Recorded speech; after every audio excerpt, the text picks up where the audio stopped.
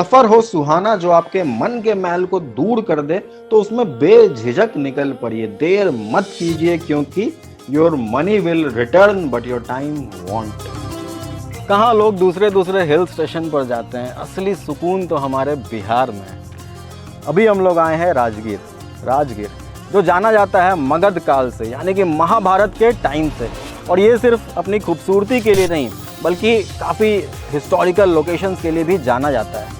चलिए शुरू करते हैं हमारा आज का सफ़र, finding peace in every recipes की तलाश में।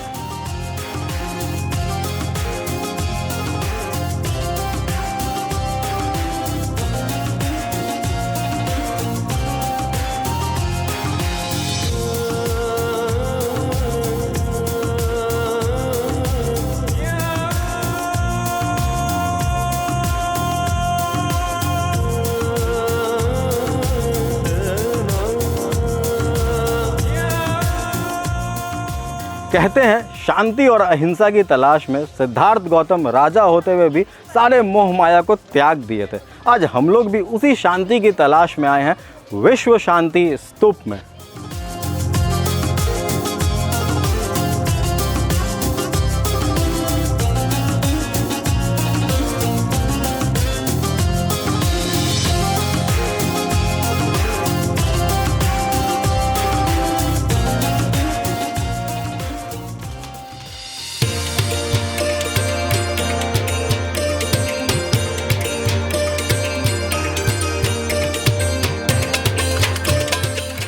सुबह सुबह स्कूल जाने की खुशी भले ही कभी ना हुई हो, बट आज सुबह सुबह एक यूनिवर्सिटी आने की खुशी है। और आखिर हो भी क्यों ना। जब बात आए हजारों साल पुरानी सभ्यता की, जब बात आए पुरानी हिस्टोरिक मोमेंट्स की, जब बात आए surviving a massive fire burned की, जो इतिहास के पन्नों में स्वर्ण अक्षर में दर्ज है, वो है हमारा बिहार का नालंदा यूनिवर्सिटी। नालंदा दो अक्षरों से बना है, नालम और दा। नालम का मतलब होता है कमल और दा का मतलब होता है देना। एक ऐसा जगह जहाँ ज्ञान को दिया जाता है, वो है नालंदा यूनिवर्सिटी। तो नालंदा के बारे में तो हम लोग बचपन से पढ़ रहे हैं, स्कूल में पढ़ रहे हैं, किताबों में पढ़ रहे हैं, बट यहाँ के जो लोकल गाइड है वो ज़्यादा अच्छे तरीके से बता पाएंगे नालंदा यूनिवर्सिटी के बारे में। आप कितने सालों से यहाँ पे हैं? यहाँ करीब हम 12 साल से गाइड का काम कर रहे हैं। अच्छा, 12 साल अपने ज़िंदगी का आप यहीं पर बिताए हैं। तो हमको लगता है कि आपसे अच्छा कोई और इस जगह के बारे में नहीं बता सकते हैं। ये यूनिवर्सिटी जो है वो कितनी पुरानी है? ये यूनिवर्सिटी सर 5वीं सदी में कुमारगुप्त द्वारा नालंदा को स्थापना किया गया था 413 ईस्वी में। अच्छा। उसके बाद फिर आए राजा हर्षवर्धन, 200 साल में नेचुरल बिल्डिंग टूटती थी, उसे कन्वर्ट कर रिबिल्ड कर दी। अच्छा। और 9वीं सदी में बंगाल राजा देवपाल आ गए, ऑलमोस्ट डेवलप देवपाल ट्रेड में हुआ। अच्छा हाँ। ये बताइए कि इतना खूबसूरत यूनिवर्सिटी था, इतने दूर दूर से लोग यहाँ शिक्षा ग्रहण करने के लिए आते थे, तो ये नष्ट कैसे हुआ? तो एक्चुअली है कि यहाँ एशियन कंट्री का लोग पढ़ने के लिए आते थे। ठीक है। इस नालंदा का जो विध्वंस जो जलाया बख्तियार खिलजी 1197 में बख्तियार खिलजी द्वारा आक्रमण हो गई। अच्छा। 2वीं सेंचुरी में नालंदा जमींदोज हो गई। नालंदा में उन्होंने आग लगाया, जिसमें नालंदा 6 मंथ तक 6 महीने तक जलती रही। बहुत दुखद घटना था ये। आज भी हम लोग तो बहुत बार पहले भी इस घटना के बारे में सुन चुके हैं, बट आज भी जब सुनते हैं तो बहुत दुख होता है, क्योंकि काफ़ी सारा रिसर्च पेपर वगैरह सब कुछ उस लाइब्रेरी में था, जो कि 6 महीने तक जला। जो वो बख्तियार खिलजी जो उसको जलाए थे, समझिए एक तरह से भारत का जो भविष्य था वो जलाया गया था। तो बहुत दुख होता है इस चीज़ को हम लोग को सुन के। और अभी आप जैसा कि बता रहे हैं, हम लोग जिस जगह पर बैठे हुए ये सिर्फ 10% है, मतलब 90% अभी भी दबा हुआ है। तो ये इतना विशालकाय है, तो अगर पूरा हम लोग देख पाते वो कितना भव्य होता है। तो ये जो मटेरियल देख रहे हैं ये है चूना, उड़द दाल, गुड़, बालू और गन्ने का रस। ये जो सारा स्ट्रक्चर था सब इसी मटेरियल को यूज़ करके उस वक्त बनाया गया था।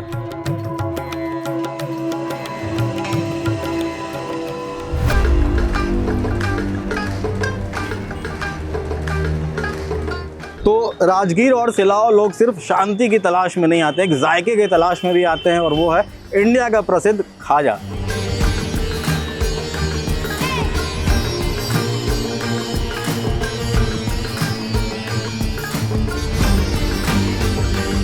तो अभी हम लोग आ चुके हैं सिलाओ के सबसे प्रसिद्ध दुकान में, जिसका कि नाम है काली शाह, और अभी के टाइम में इन्हें इंटरनेशनल अवार्ड से भी सम्मानित किया गया है। तो अब इतना बात करके कंट्रोल हो नहीं रहा, जल्दी से चलते हैं टेस्ट करते हैं खाजा को और फिर बाकी का जो इन्फॉर्मेशन है टेस्ट करने के साथ साथ शेयर करेंगे।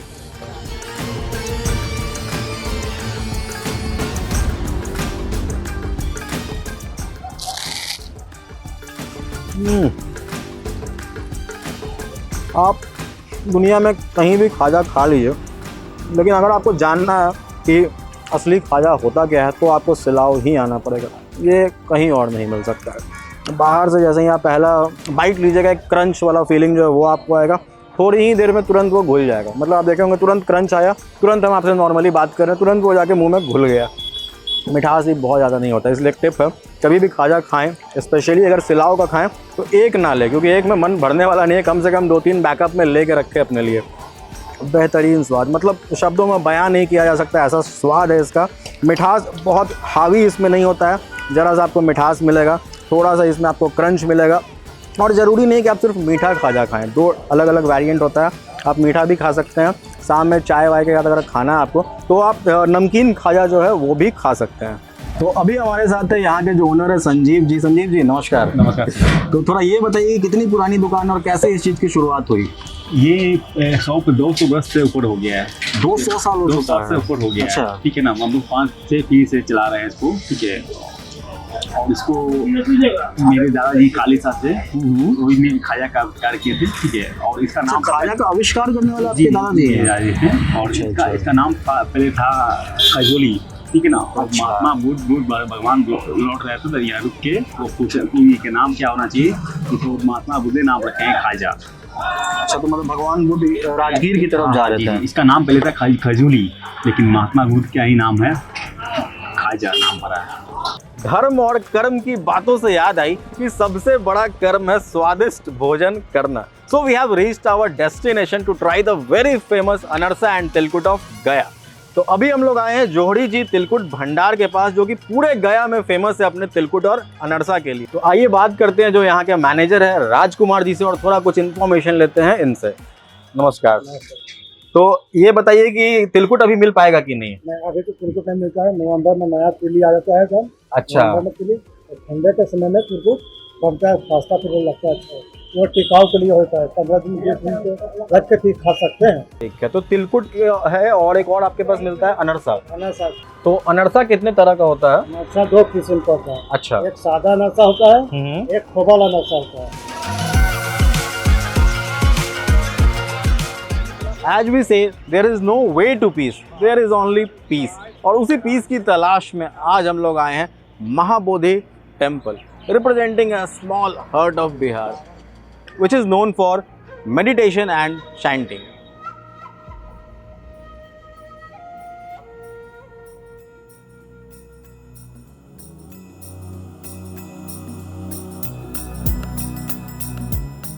माना जाता है जिस दिन गौतम बुद्ध का जन्म हुआ था उसी दिन ये बोधि ट्री भी धरती से उगी थी। अगर बात करें इसके खूबसूरत आर्किटेक्ट के बारे में तो ये बहुत ही ज़्यादा डिटेल्ड और एक्यूरेट है। ये सारे brick work one of the oldest brick है ईस्टर्न इंडिया के। हर जगह एक मनमोहक सी खुशबू है जो गौतम बुद्ध की मौजूदगी का एहसास करवाती है हर एक सांस में। महाबोधि टेम्पल की दूरी गया से करीब 15 किलोमीटर है और पटना से ऑलमोस्ट 96 किलोमीटर। आप जब तक नहीं आएंगे तब तक इस वातावरण की सादगी को महसूस नहीं कर पाएंगे। बोध गया का रिफ्यूजी तिब्बतियन मार्केट बहुत ही फेमस है, लेकिन वो सिर्फ सर्दी के दिनों में बैठा करते हैं। अभी हम जिस जगह पर हैं वो Tibetan local souvenir shopping place है, जहां लोग आते हैं wooden Buddha sculpture, chanting ball जैसे अलग अलग चीजों को खरीदने के लिए।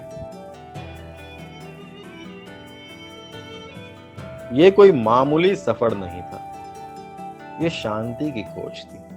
क्या करें, शांति चीज ही ऐसी है। ये वो चीज है जिसे धन दौलत से नहीं खरीदा जा सकता। ये वो चीज है जिसके बिना जिंदगी अधूरी है। ये वो चीज है जो अमीर हो या गरीब हर कोई चाहते हैं। राजगीर, सिलाव, नालंदा, बोध गया, हर एक जगह के खूबसूरत इंसान और इसका रोमांचक इतिहास आज मेरी शांति की खोज को संपूर्ण करता है। कभी पता ही नहीं था बिहार भी इतना खूबसूरत है।